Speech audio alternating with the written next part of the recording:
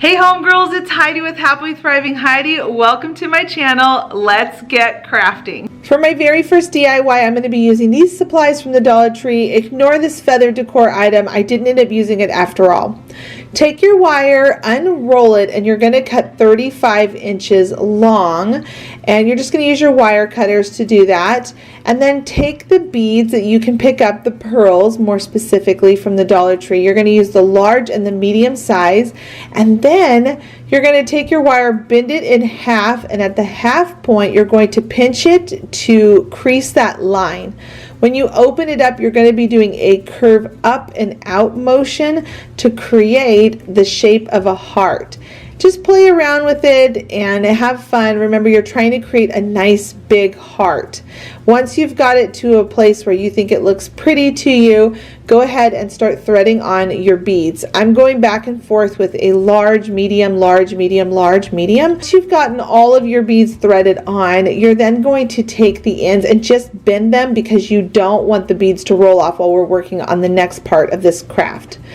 Go ahead and then pick up some of those florals that you have from the Dollar Tree. I'm using pink roses and the peonies that they have there. And I'm just going to take 6 of them, a cluster of, the 2 different flowers, and I'm going to tightly put them together into a little ball. I'm bending the head of the roses down so that you can see more the fronts and tops of them versus the sides of them. And then once you've got them all placed where you like in a really tight bundle, go ahead and zip tie it. You're going to do this 2 times because these 2 bundles are going to create the top bumps of a heart. We are going to be taking these roses and forming them into a heart. I thought this would be really fun and romantic for a DIY to put in your home, hang up on your front door, wherever you would want to place it. It could be used in a lot of places. Once you've got your 2 bundles, go ahead and cut off that extra piece of the zip tie. You don't want that to be on there.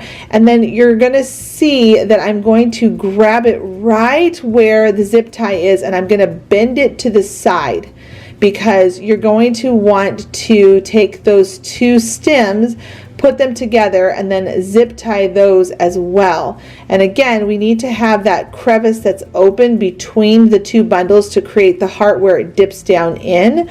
So go ahead and make sure you bend them out far enough to the side to create that bump, and then just bring them together with a zip tie and then hot glue it to all keep it in place so that it doesn't twist and move.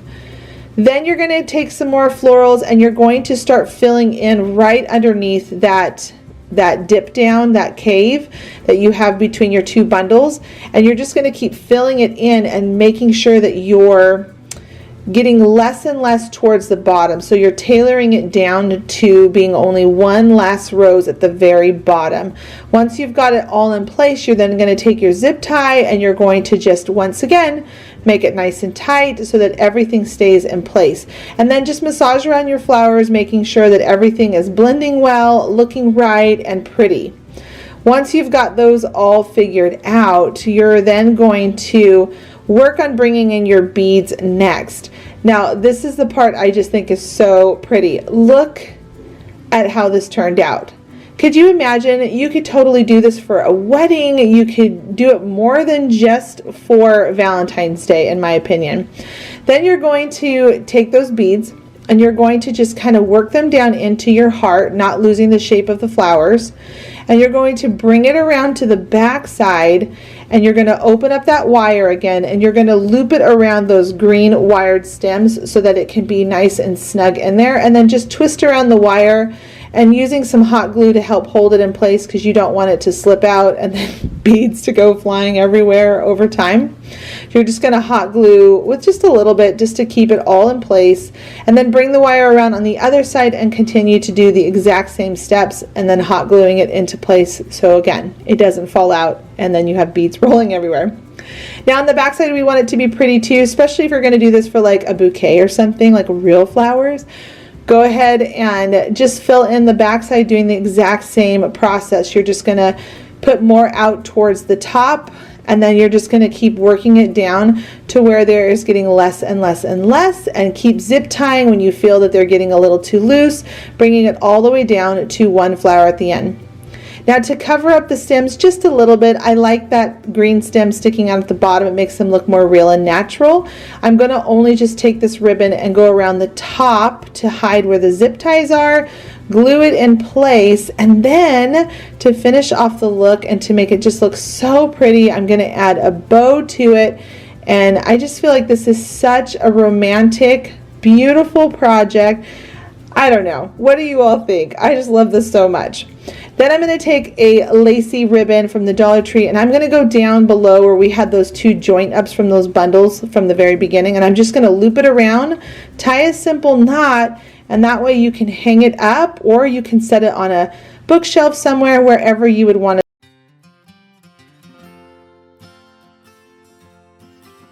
Now today is a Friends Friday, which means I have 4 other friends that are hopping along with me. Now how it works is there is a link down below to a friend that is next in the hop. You're going to click on her link at the end of her video. She will have a link in her description box, and you will do that through all 5 channels.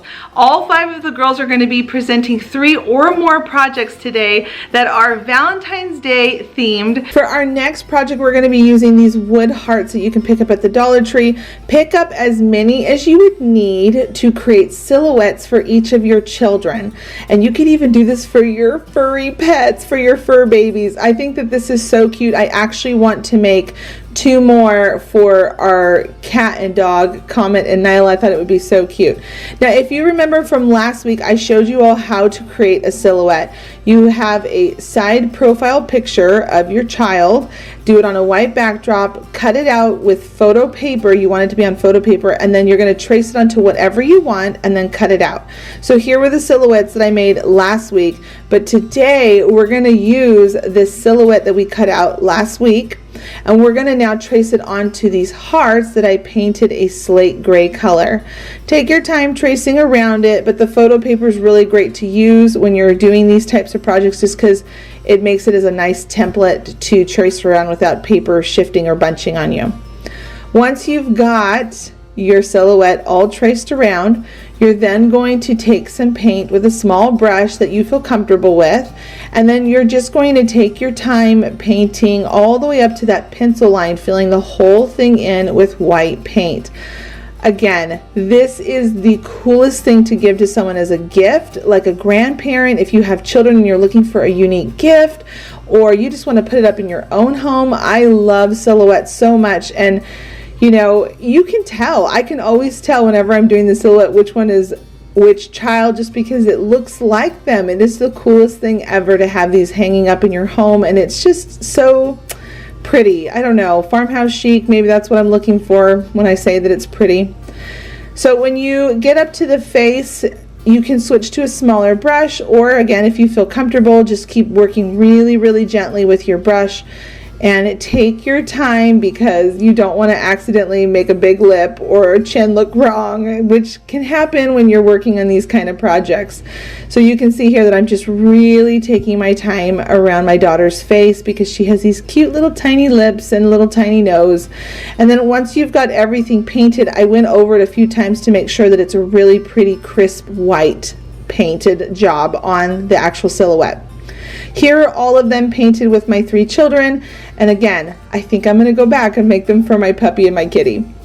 Flip them over and take a ribbon that you like. I picked this ribbon up from Joann's after their fall sales that they had when it was all done. I love to buy ribbon in bulk during those end of holiday season sales, because you can get it so cheap, so cheap. Go ahead and just take a nice long ribbon and then rub it down into place, and up at the top, make sure you leave enough at the top and the bottom that are hangover. And then you're going to take a little loop. I just used some rope from the Dollar Tree, hot glued it down into place, and then added a bow. Now here's the thing about this project. You don't have to only have it all in one line. You can make a couple rows if you have a lot of children and have them hanging down a hallway. It'd be so pretty.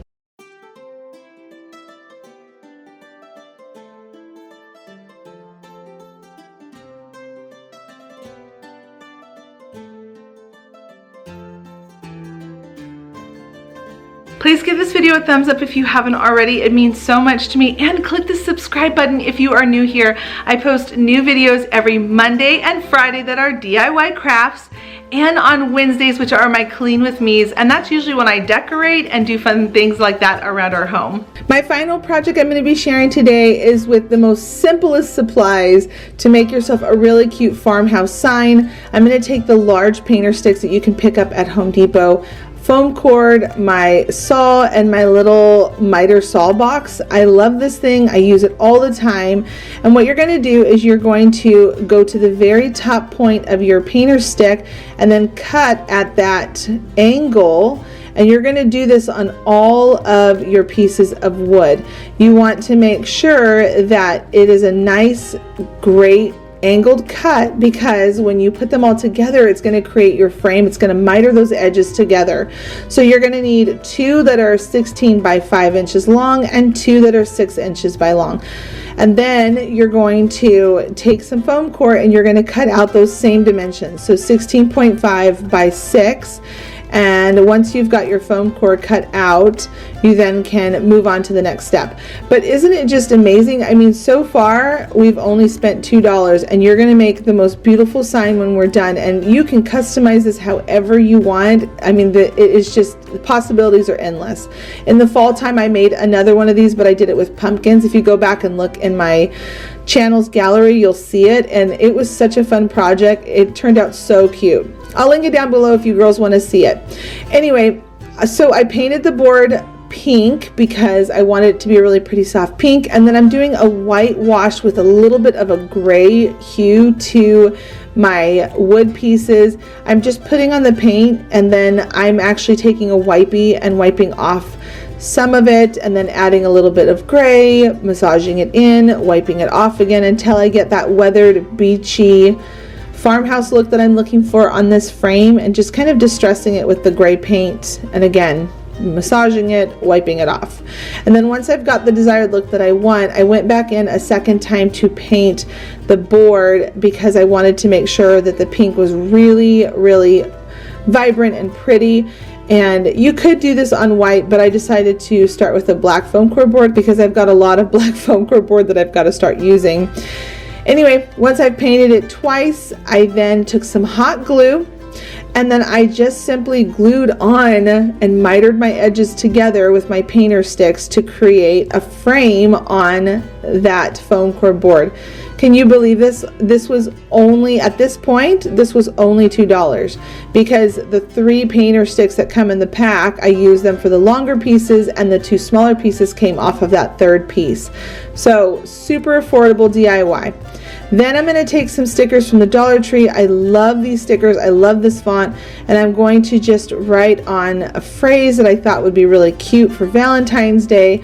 Super simple. You're just going to figure out your placement that you want.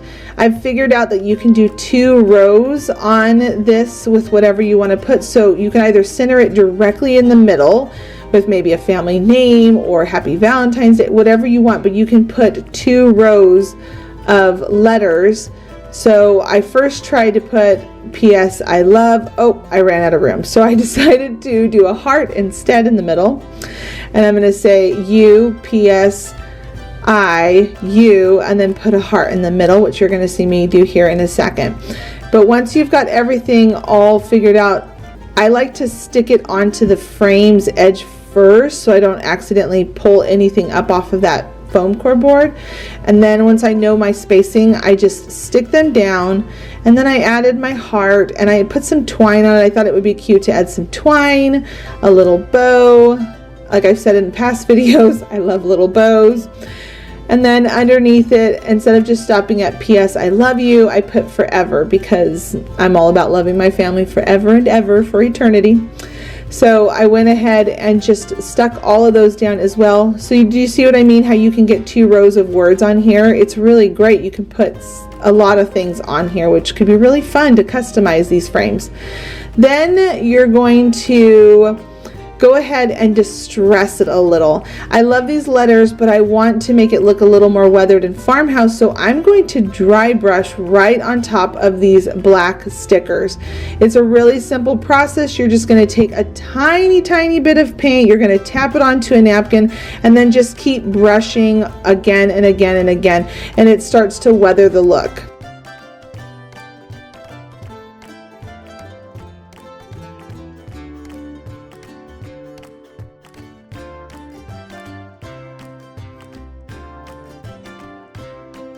Leave a comment down below to let me know which one was your favorite DIY that I created today. And remember, don't forget to click on the link down below to hop to the next girl in line for today's Friend Friday. Thanks so much for watching this episode, and until the next time, bye homegirls!